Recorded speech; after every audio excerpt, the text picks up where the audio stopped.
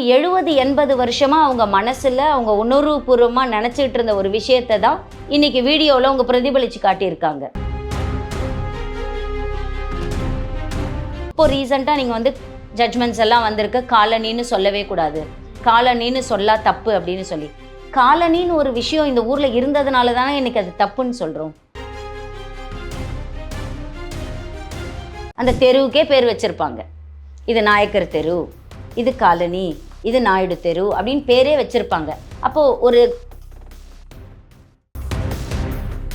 என் சமூகம் மட்டும் ஓட்டு போட்டா நான் ஜெயிச்சிருவேனா? நான் முதலமைச்சர் ஆனா மட்டும்தானே என் சமூகத்துக்கு நான் என்ன வாக்குறுதி கொடுத்திருக்கேனோ அதை நிறைவேற்ற முடியும். இப்போ ஒரு பெண் ஒரு உடை உடுத்துதல் அப்படிங்கிறது வந்து பெண்ணோட தனிப்பட்ட உரிமை. அவங்க என்ன ட்ரெஸ் வேணா போடலாம்.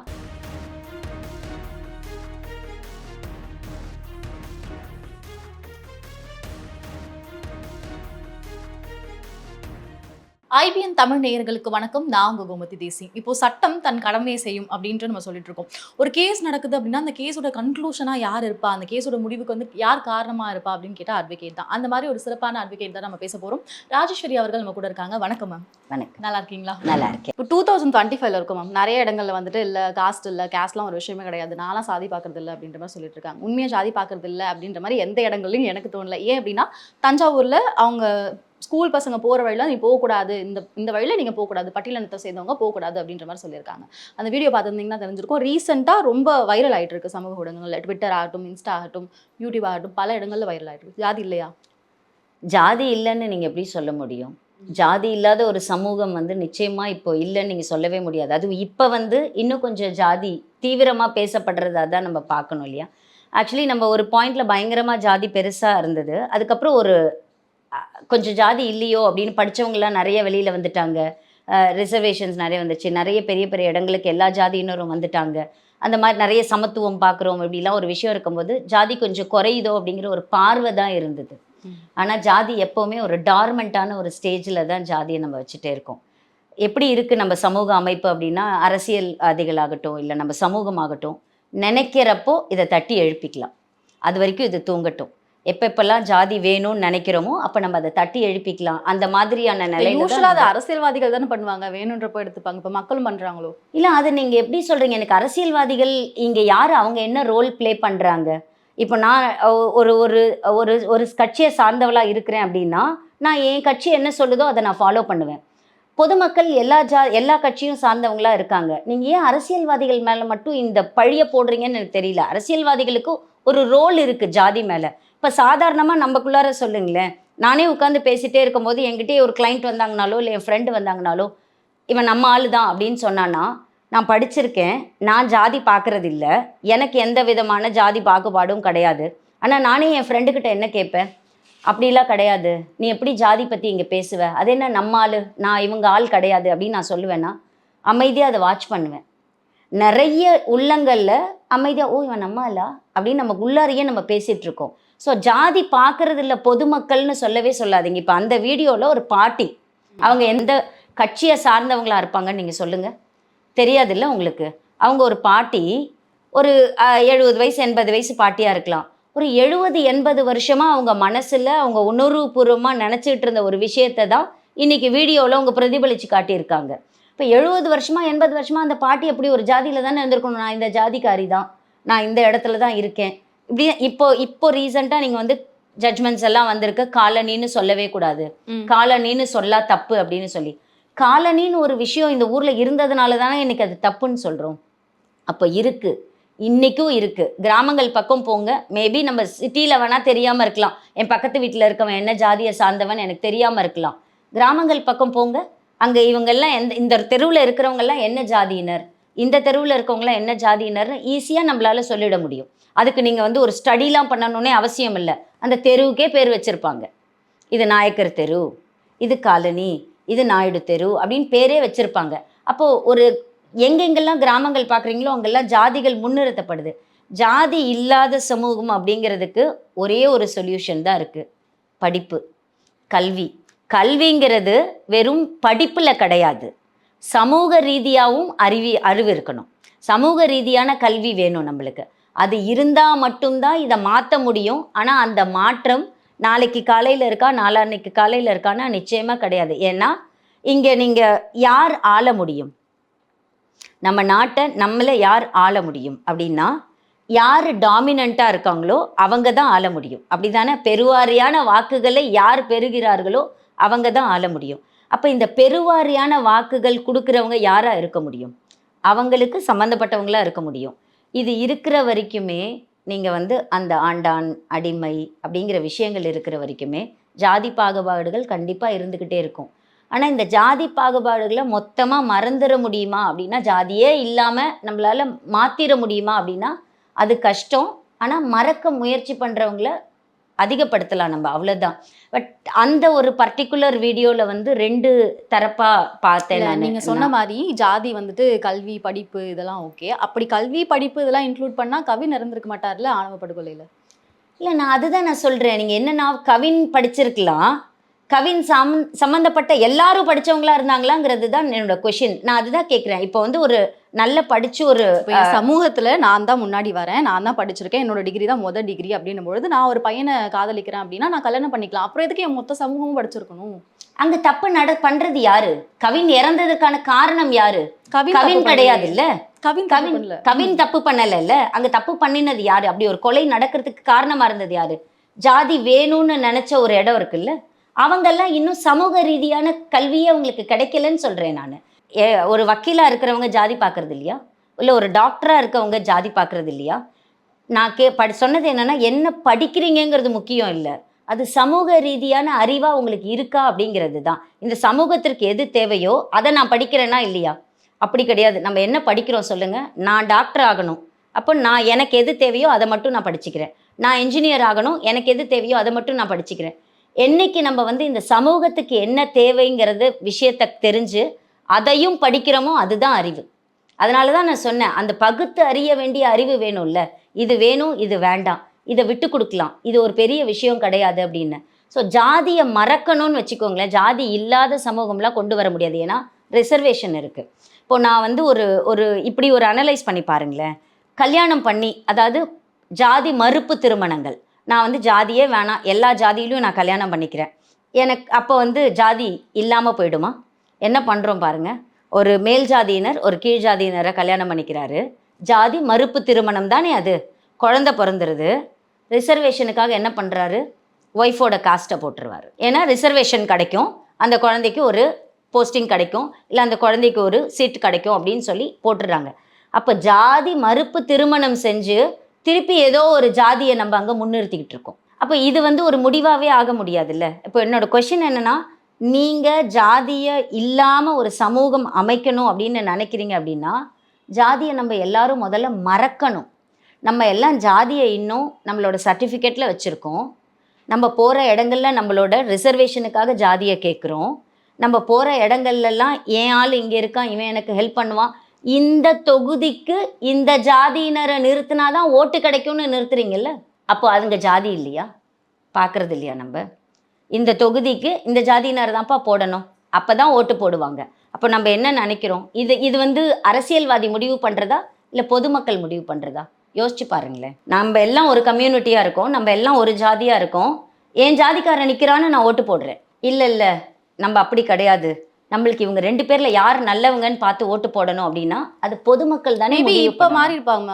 ஏன்னா ஆப்வியஸாக இப்போ ஒரு ஜாதிக்காரங்க இருக்காங்கன்னா, ஃபார் எக்ஸாம்பிள் திருமாவளவன் அவர்களே எடுத்துக்கலாமே, அவங்களுடைய ஆட்கள் தான் வந்துட்டு இது பண்ணியிருந்தாங்க. இப்போ அவர் வந்துட்டு அவங்களுடைய சமூகத்துக்கு சேர்ந்து பேசுகிறாரா அப்படின்னு கேட்டால் ஆப்வியஸாக கிடையாது. அது வந்து பொது தலைவராக மாறதுக்கான வழி பார்த்துட்டு இருக்காரு. அப்போ அவங்களுடைய சமூகத்தை சார்ந்தவங்க என்ன பண்ணுவாங்க அப்படின்னா, திருமாவளவன் வேண்டாம் அப்படின்ட்டு ஒரு முடிவு எடுக்க ஆரம்பிப்பாங்க. அது நடந்துட்டு தான் இருக்குது. இல்லை, அது நீங்கள் என்னென்னா பொது தலைவர்னு ஆகின உடனே ஒரு குரூப் வெளியில் போகிறாங்கல்ல, என்ன திருமாவளவன் வேணான்னு முடிவு பண்ணி வெளியில் போகிறாங்கல்ல. இப்போ இதில் தப்பு யார் மேலேன்னு நீங்கள் சொல்கிறீங்க? பொதுமக்கள் மேலே இருக்கா இல்லை அரசியல்வாதிகள் மேலே இருக்கா? இப்போ பொதுவாக ஒருத்தர் மாறுறதுலையே உடன்பாடு பொதுமக்களுக்கு தான் இல்லை. அப்போ மாற்றம் எங்கேருந்து வரணும்னு கேட்டிங்கன்னா கடைக்கோடியில். அவர் ஏன் மேம் பொதுவாக மாறணும்? நான் வந்து என் சமூகத்துக்காக குரல் கொடுக்குறேன்னு தான் அவர் உள்ளே வந்திருக்காரு. அப்போ எனக்கு சமூகம் வேண்டாம், எனக்கு பொது தலைவர் ஆகணும்னா அவர் ஏன் மாறணும்? நீங்கள் அப்புறம் ஒரு சமூகத்தை சார்ந்து ஒருத்தரும் அப்படியே அப்போ வரும்பொழுதே நான் ஒரு சமூகத்தை சார்ந்து குரல் கொடுக்க வரல, நான் பொது தலைவராக வரணும்னு வரணும்ல. இல்லைங்க, இப்போ என்னன்னா பாதிக்கப்பட்ட காலங்கள் ஒன்று இருந்தது. நீங்கள் இப்போது என்னன்னா ட்ரெஸ்ஸு ஒழுங்காக போடணும்னு கேட்டு போராட்டம் நடத்திட்டு இருந்தாங்க. எனக்கு ஜாக்கெட் போடணும்னு கேட்டு போராட்டம் நடத்தின பெண்கள் இருந்தாங்கல்ல. அப்போ அவங்க அந்த போராட்டம் நடத்தினாங்க. இன்னைக்கு நிலைமையில அவங்க அந்த போராட்டம் நடத்துவாங்களா? அப்ப மாற்றம் இன்னைக்கு வருது இல்ல? நிலைமையில என்ன போராட்டம் நடத்துறாங்களோ அதுக்கு வந்து குரல் கொடுக்கணும்ல நான் அவரு. அதுதான் சொல்றேன். நீங்க 4 வருஷம் முன்னாடி நீங்க எதுக்கு போராடுனீங்களோ, இன்னைக்கும் நீங்க அதுக்கே போராடுங்க அப்படின்னா, அதுக்கு தான் தீர்வு கிடைச்சிருச்சே. முடிவு அடைஞ்சிருச்சே. நான் என் சமூகத்துக்காக குரல் கொடுக்க வெளியில வந்திருக்கேன். என் சமூகம் மட்டும் ஓட்டு போட்டா நான் ஜெயிச்சிருவேனா? நான் முதலமைச்சர் ஆனா மட்டும் தானே என் சமூகத்துக்கு நான் என்ன வாக்குறுதி குடுத்திருக்கேனோ, அத நிறைவேத்த முடியும். நான் வெறும் எம்எல்ஏவா மட்டும் இருந்தாலோ, எம்பியா மட்டும் இருந்தாலோ பண்ண முடியாது. நான் முதலமைச்சர் ஆனா மட்டும் தான் அப்படி ஒரு சட்டத்த என்னால இயற்ற முடியும். அப்போ நான் முதலமைச்சர் ஆகணும் அப்படின்னா, என் சமூகம் மட்டும் ஓட்டு போட்டா நான் ஆயிட முடியுமா? அப்போ ஒரு கேள்வி இருக்குல்ல. அப்போ உங்க சமூகத்தை முன்னிறுத்தி ஒருத்தர் வெளியில வராரு. உங்களுக்காக தான் அவர் வராரு. ஆனா, அவரு ஜெயிச்சு அந்த இடத்துல உட்கார்ந்தா தான் உங்களுக்கு ஹெல்ப் பண்ண முடியும்னு ஒரு சிச்சுவேஷன் வருதுன்னு வைங்களேன். அப்ப ஜெயிக்கணும்னா அவர் என்ன பண்ணணும்? தலைவர்கள்னு எனக்கு ஒருத்தர் தலைவர்னு முடிவு பண்ணிட்டேன். சரிங்களா? அவருக்கு நான் அதிகாரம் குடுக்குறேன். நீங்க என்ன வேணா பண்ணுங்கங்க. நீங்க என்ன வந்து முன்னிறுத்துவீங்கன்னு நெனைக்கிறேன். என்ன நீங்க உயர்த்திருவீங்கன்னு நான் நம்புறேன். அப்போ தலைவரா நான் அவர முன்னிறுத்தினதுக்கு அப்புறம், முதல்ல அவர் மேல எனக்கு ட்ரஸ்ட் வேணும். நம்ம நெறைய விஷயங்கள்ல இந்த இடத்துல தான் முரண்படுறோம். அது நீங்க எந்த கட்சியா இருந்தாலும் சரி. இவர தான் தலைவர்னு கொண்டு வந்துட்டீங்க அப்படின்னா, அவருக்கு கொள்கை ரீதியா ஒரு விஷயங்கள் இருக்கும். அந்த கொள்கை ரீதியான விஷயங்களோட சேர்ந்து தான் அவர் பிரயாணப்படணும். அவரு செஞ்சா நம்ம ஆனா என்ன நெனைக்கிறோம்னா, நீங்க இப்படி தானே சொன்னீங்க. நீங்க இப்படியே நீங்க செய்யுங்க. நீங்க இத மட்டுமே பண்ணுங்க அப்படின்னா, கொள்கைகள் காலகட்டத்துங்களுக்கு தகுந்த மாதிரி மாறிக்கிட்டே இருக்கணும். மாறணும். மாறுனா தான் அது கொள்கையா இருக்க முடியும். நல்லா யோசிச்சு பாருங்களேன். நேத்திக்கு எனக்கு ஒரு கொள்கை இருந்தது. ஆனா, அப்படி ஒரு பிரச்சனையே இன்னைக்கு இல்ல. காவேரி பிரச்சனை வரும்போது காவேரி பிரச்சனைய பத்தி பேசுறோம். அது முடிவடைஞ்சிருச்சுன்னு வச்சுக்கோங்களேன். திருப்பி எதுக்கு அத பத்தி நம்ம பேச போறோம்? அத பத்தி நம்ம பேச போறதே இல்ல. அதுக்கப்புறம் நான் கர்நாடகால இருக்கவங்கலாம் என் ஃப்ரெண்டுன்னு நெனைக்கணும், எனக்கு நண்பன் நெனைக்கணும், எனக்கு தோழன்னு நெனைக்க ஆரம்பிக்கணும்ல. ஆனா நம்ம இன்னுமே, "அன்னைக்கு நீ எனக்கு பண்ணல்ல, அன்னைக்கு நீ என்ன சொன்னல்ல" இப்படியே பொதுமக்கள் நெனைச்சிட்டு இருக்க முடியாது. பொதுமக்கள் கிட்ட இருந்து ஒரு சின்ன மாற்றம் வேணும். என்ன அப்படின்னா, தலைவர்கள் ஒரு கருத்த முன்னெடுக்குறாங்க அப்படிங்கும்போது, அந்த கருத்துக்கு கொஞ்சமாவது நம்ம வந்து ஆதரவு குடுக்கணும், முதல் விஷயம். அப்படி அந்த அந்த அவங்களோட கருத்து தவறா முடியுது அப்படிங்கிற பட்சத்துல தான் உங்ககிட்ட இருந்து மாற்றங்கள் வரும். நம்ம என்ன நினைக்கிறோம்னா, அவர் கொள்கை ரீதியா மாறுபட்டுட்டாரு அப்படின்னா, உடனே அவர் எல்லாத்தையுமே தப்பு பண்றாரு அப்படின்னு நம்ம வெளியில வந்துர்றோம். கொள்கை அப்படிங்கிறது இன்னைய காலகட்டத்திற்கு, இன்னைக்கு தேவைக்கு தகுந்த மாதிரி கொள்கைகள் வகுக்கப்படணும். திக ஆரம்பிச்சம்போது இருந்த கொள்கையே, திகால இருந்து தான் திமுக வந்துச்சு, திமுகல இருந்து தான் அதிமுக வந்துச்சுன்னு சொல்லி, அதே கொள்கைய எல்லாரும் வச்சிருக்க முடியாது. இன்னைக்கு புதுசா ஒரு கட்சி வந்திருக்கு தாவேகான்னு. சீமான் ஒரு கட்சி வச்சிருக்காரு. சீமானுக்கு ஒரு கொள்கை இருக்குல்ல. தாவேகாக்கு ஒரு கொள்கை வச்சிருக்காங்க. அவங்க தனியா ஒரு கொள்கைன்னு சொல்றாங்க அவங்க. அப்போ அதெல்லாம் நான் என்ன கேட்கிறேன், அவங்கவங்களுக்கு என்ன தோணுதோ அத அவங்க கொள்கைன்னு தீர்மானிக்கிறாங்க.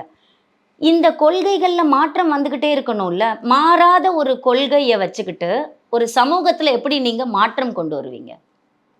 உங்க கொள்கையிலேயே ஒரு மாற்றம் வர முடியல அப்படின்னா, அந்த கொள்கை எப்படி இருக்கணும் அப்படின்னா, நான் அதான் சொல்றேன். பிரச்சனைய நோக்கிய கொள்கை இருக்கணும். பிரச்சனைக்கு உரிய கொள்கைகள் இருக்கணும். ஆனா, பிரச்சனைக்கும், கொள்கைக்கும் சம்மந்தமே இல்லாத ஒரு கொள்கையினால, இந்த சமூகத்துக்கு எந்த பயன்பாடும் இருக்கிறதா, என்னோட பார்வையில நான் பார்க்கல. கொள்கைகள் மாறினா சமூகத்துல மாற்றம் வரும். அப்படி கிடையாது. கொள்கைகள் பிரச்சனைகளுக்கு தகுந்த மாதிரி கொள்கைகள்ல மாற்றங்கள் வரணும்னு சொல்றேன். இருக்கக்கூடிய பிரச்சனையே இல்ல. உங்க கொள்கை ஒரு பிரச்சனை ரீதியா தானே எடுத்திருப்பீங்க. இப்போ ஃபார் எக்ஸாம்பிள் தமிழ் வளர்க்கப்படணும். கரெக்ட்டுங்களா? அப்ப நீங்க ஹிந்தி உள்ளார திணிச்சாங்கன்னும்போது, ஹிந்தி எதிர்ப்பு போராட்டம் அப்படின்னு ஒண்ணு வந்தது. சரியா? இப்போ எல்லார் வீட்லயும் ஹிந்தி படிக்கிறாங்க. இப்ப எல்லாருக்கும் ஹிந்தி தேவையா இருக்கு. கடல் தாண்டி போறோம். தேசம் தாண்டி வெளியில போறோம். அப்ப நம்ம தேவைப்படுது இந்த லாங்குவேஜ். இத வந்து ஒரு லாங்குவேஜ் அப்படின்னு ஒரு பார்வை வரும்போது, கொள்கையில மாற்றம் வராது. ஆனா, கொஞ்சமாவது நம்ம வந்து தழுவ தயாரா இருக்கணும்.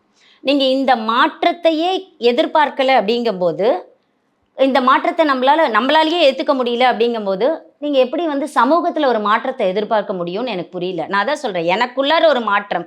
அதையே நான் ஒத்துக்க முடியல. அப்ப இந்த சமூகத்துல மட்டும் நான் எப்படி மாற்றத்த எதிர்பார்க்க முடியும்? எதிர்பார்க்கவே முடியாது.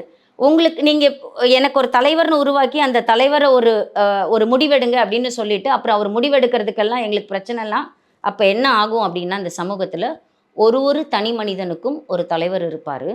அந்த தனி மனிதனுக்கு ஒரு தனி கொள்கை இருக்கும். அந்த கொள்கைய மட்டும் தான் நம்ம பேசணும். ஒரு சமூகமா நம்மளுக்கு ஒரு மாற்றம் வரும் அப்படின்ற எதிர்பார்ப்புகள் நிச்சயமா வராது. இப்போ ரீசெண்டாக பூ மார்க்கெட்டில் ஒருத்தவங்க வந்துட்டு அநாகரிகமாக உடை போட்டு வந்தாங்க அப்படின்னு சொல்லிட்டு அந்த பூ மார்க்கெட்டில் இருந்தவங்களாம் இந்த மாதிரிலாம் நீங்கள் ட்ரெஸ் போட்டு வரக்கூடாது அப்படின்னு மாதிரி சொல்லியிருப்பாங்க. அதுக்கு அவங்க பதில் கொடுக்குற மாதிரி நான் என்னுடைய உடம்பு நான் எப்படி வேணால் ட்ரெஸ் போடுவேன், அதில் உங்களுக்கு என்ன பிரச்சனை அப்படின்ற மாதிரி கேட்டிருப்பாங்க. இதை நீங்கள் எப்படி பார்க்குறீங்க மேம்? இது ஆக்சுவலி நான் 2 விதமாக பார்க்கணுன்னு நினைக்கிறேன். அந்த வீடியோவையும் நான் பார்த்தேன். இப்போ ஒரு பெண் ஒரு உடை உடுத்துதல் அப்படிங்கிறது வந்து பெண்ணோட தனிப்பட்ட உரிமை. அவங்க என்ன ட்ரெஸ் வேணால் போடலாம், அதை நம்ம யாரும் கேட்க முடியாது. அது அவங்களோட உணர்வுபூர்வமான ஒரு விஷயம். இப்போது எனக்கு சாரி கட்டிக்கிறது ரொம்ப பிடிக்கும் அப்படின்னா நான் சாரி கட்டுறேன். ஒரு பொண்ணுக்கு ஷார்ட்ஸ் போடணும்னு ஆசைப்படுறான்னு அவள் ஷார்ட்ஸ் போடுவாள்.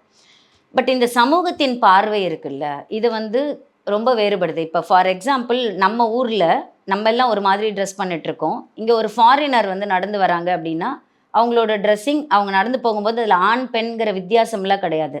அவங்க நடந்து போகும்போது நம்ம அவங்கள வித்தியாசமாக திரும்பி பார்ப்போம். அதே மாதிரி இப்போ நம்ம போய் ஒரு ஃபாரின் கண்ட்ரியில் இருக்கோம் அப்படின்னா நம்மளோட ட்ரெஸ்ஸிங் அங்கே போது அங்கே இருக்கவங்க நம்மளை அப்படி பார்ப்பாங்க. எல்லாருமே தவறாக தான் பார்ப்பாங்களா அப்படின்னா அப்படி கிடையாது. தவறாக பார்க்குறதுக்குன்னு ஒரு கூட்டம் இருக்குது, சரிங்களா? இப்போ இந்த இந்த இதை வந்து 2 வகையாக பாருங்களேன். ஒரு பக்கம் என்ன சொல்லுவாங்க, நீங்கள் இந்த மாதிரி ட்ரெஸ் பண்ணிட்டு வரதுனால தான் ஆண்கள் உங்களை தப்பாக பார்க்குறாங்க அப்படின்னு ஒரு கூட்டம் இருக்கும். இன்னொரு கூட்டம் எப்படி பேசும் அப்படின்னா, அப்போ ஆண்கள் தப்பாக பார்க்குறாங்க அப்படின்னா தப்பு செய்கிற ஆண்களை மாற்றுங்க, நாங்கள் மாற மாட்டோம் அப்படின்னு பேசுகிற ஒரு கூட்டம் இருக்கும். இந்த 2 கூட்டத்துக்கும் நடுவில் இருந்து இந்த விஷயத்தை பாருங்களேன். ட்ரெஸ்ஸிங் அப்படிங்கிறது வந்து ஒரு அப்ராப்ரியேட் ட்ரெஸ்ஸிங்காக இருந்தால் இருக்கணுங்கிறது தான். வேறு எதுவுமே வந்து ட்ரெஸ்ஸில் நீங்கள் எப்படி வேணால் ட்ரெஸ் போடலாம், அது ஒரு அப்ராப்ரியேட் ட்ரெஸ்ஸாக இருக்கணும் அப்படிங்கிறது தான். இந்த இடத்துக்கு தேவையான அந்த ட்ரெஸ்ஸு அப்படிங்கிறது மட்டும்தான். ஆனால் இந்த ஒரு பர்டிகுலர் கேஸில் நீங்கள் பார்த்த இந்த ஒரு வீடியோவில் நான் பார்க்குறது என்னென்னா, அங்கே நடந்திருக்கவர் என்ன மாதிரியான டோனில் அவங்களுக்கு சொல்லியிருப்பாங்க அப்படின்னு எனக்கு தெரியாது. அவர் சொல்லியிருந்த டோன் அந்த பொண்ணை காயப்படுத்தி இருந்தது, அந்த பொண்ணை கஷ்டப்படுத்தி இருந்தது அப்படின்னா அது தப்பு தான். ஏன்னா அவளை பொறுத்த வரைக்கும் அந்த ட்ரெஸ்ஸு ஒரு அப்ராப்ரியேட் ட்ரெஸ்ஸுன்னு அவள் ஃபீல் பண்ணுறா. இவருக்கு அது கஷ்டமாக இருந்தது அப்படின்னா அதை வந்து இவர் அது கஷ்டமாக பார்த்துருந்துருக்காரு, அவர் தப்பாக பார்த்துருக்காரு அப்படிங்கிற விஷயந்தான் நான் பார்த்த வீடியோவில் நான் பார்த்த விஷயம். பட் எந்த ஒரு விஷயத்தையும் நம்ம தீர விசாரிக்காமல் அதை முடிவெடுக்க முடியாது. கம்ப்ளைண்ட் கொடுத்துருக்காங்க. இப்போ அதில் 2 பேருமே கம்ப்ளைண்ட் கொடுத்துருக்காங்க. இப்போ அவர் என்ன சொல்லுவார்னா, நான் அப்படி சொல்லவே இல்லை, நான் வேற ஒரு விஷயம் சொன்னேன், அந்த பொண்ணு வந்து சண்டை போடணுங்கிற நோக்கத்தோடு வந்தது, மீடியாவில் வந்து அதை ஃப்ளாரப் பண்ணிக்கணுங்கிறதுக்காக வந்த ஒரு விஷயமா அவர் சொல்லுவார். ஸோ தீர விசாரிக்காமல் அதை முடிக்க முடியாது. பட் ட்ரெஸ்ஸிங் அப்படிங்கிறது வந்து எப்போவுமே பெண்களை பொறுத்த வரைக்கும் அது அவங்களோட தனிப்பட்ட உரிமை, அவங்க அதை எப்படி வேணால் பண்ணலாம். ஆனால் ஒரு இன்அப்ராப்ரியேட் ட்ரெஸ்ஸிங் இருக்கிற பட்சத்தில் அது சமூகத்தில் ஏற்படுற ஒரு சலசலப்பை வந்து கண்டிப்பாக அது அப்படியே தான் வச்சுருக்கோம். அந்த சலசலப்பு மாறிடுமானா அது சமூகங்கள் தாண்டி வந்து இப்போ நம்ம ஃபார் எக்ஸாம்பிள் ஒரு ஷார்ட்ஸ் போட்டுட்டு ஃபாரின் கண்ட்ரியில் நடந்தாங்கன்னா நம்மளுக்கு அது ஆக்வர்டாக தெரியறதே இல்லை. ஆனால் நம்ம நாட்டு பொண்ணுங்க ஷார்ட்ஸில் போடும்போது நம்மளுக்கு ஒரு ஆக்வர்டாக தெரிகிற மாதிரி பார்க்குறோம். இது இன்னும் காலகட்டங்கள் மாறி மாறி பிரயாணிக்கும் போது நம்மளுக்கு சாதாரணமாயிடும். ஃபோன் ஒரு பெரிய விஷயமா இருந்த காலம் மாதிரி ஃபோன் ரொம்ப சாதாரண விஷயமா மாறிடுச்சு. இது இன்னும் காலங்கள் போக போக இதில் ஒரு மாற்றம் வரும். ஆனால் அந்த மாற்றம் வர வரைக்கும் நம்ம மனசை வந்து ரொம்ப இந்த அளவுக்கு இதை வந்து ஒரு கொடூரமான ஒரு விஷயமா, ஒரு தப்பான ஒரு விஷயமா பிரதிபலிக்காமல் நிறுத்துறது பெட்டராக இருக்கும்னு நினைக்கிறேன்.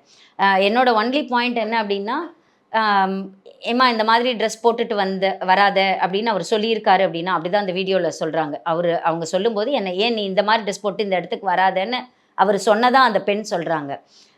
அப்படி இந்த டோன்லேயே அவர் சொல்லியிருந்தார் அப்படின்னா அது தப்பு. ஆனால் அதுவே ஒன்றும் இல்லைம்மா கொஞ்சம் பார்த்து ட்ரெஸ் பண்ணிட்டு வாங்கம்மா அப்படின்னு ஒரு கன்சிடரேஷனில் அவர் சொல்லியிருக்கிறாரு அப்படின்னு வச்சுக்கோங்களேன். அது வந்து அவரோட உணர்வு அப்படின்னு தான் நம்ம சொல்ல முடியும். உங்களால் நீங்கள் அக்செப்ட் பண்ணிக்கோங்க, அக்செப்ட் பண்ணிக்காமல் போங்க, அது வேறு விஷயம். ஆனால் யாருமே அதை சொல்லவே கூடாது. இப்போ நம்மளுக்கு என்ன ஒன்றுனா நம்ம யாருமே நம்மளை கிரிட்டிசைஸே பண்ணக்கூடாதுன்னு நம்ம நினைக்கிறோம், நீ கேட்கவே கூடாதுன்னு நம்ம நினைக்கிறோம். என்னோட ஒரே பாயிண்ட் அதுதான். என் அம்மா கூட நான் குனிஞ்சு ட்ரெஸ் ஒரு வேலை செய்கிறேன் அப்படின்னா, கொஞ்சம் பார்த்து செய்யுமா அப்படின்னு சொல்லுவாங்க.